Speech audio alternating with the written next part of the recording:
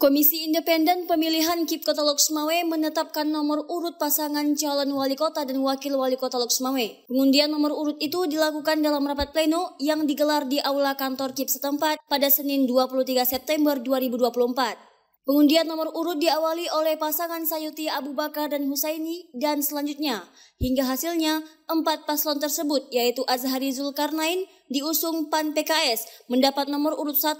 Sayuti Abu Bakar dan Husaini diusung Partai Aceh, PKB, PNA, dan P3 mendapatkan nomor urut 2. Ismail dan Azhar Mahmud diusung Nasdem mendapat nomor urut 3 dan Fatani Zarkashi yang diusung oleh Partai Golkar dan Gerindra mendapatkan nomor urut 4.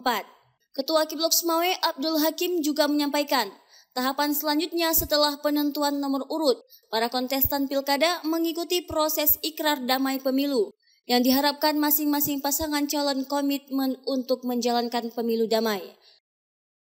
Pada hari ini, Senin tanggal 23 September 2024, sesuai dengan tahapan dalam pelaksanaan Pilkada 2024, bahwa pada hari ini adalah pengundian nomor urut calon wali kota dan wakil wali kota Lok Sumawe, dan kita sudah melakukan pengundian dengan hasil bahwa nomor urut 1 untuk pasangan Haji Adjari ST MSM dan Zulkarnain, kemudian nomor urut 2 Dr. Sayuti Abu Bakar SHMH dan wakil wali kota Husaini SE, nomor urut 3 untuk pasangan Ismail SE dan Azhar Mahmud SE, dan nomor urut 4 Haji Fatani AMD dan Haji Zarkashi SE.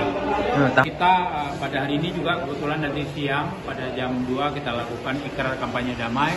Kita berharap semua pasangan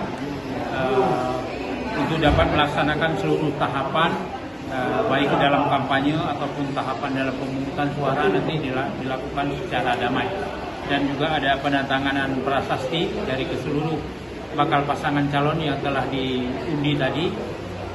Semua pihak kita harap punya komitmen untuk melaksanakan tahapan pilkada ini secara damai. Dari Lok Sumawe, Deni Muhtadi melaporkan untuk Puja TV.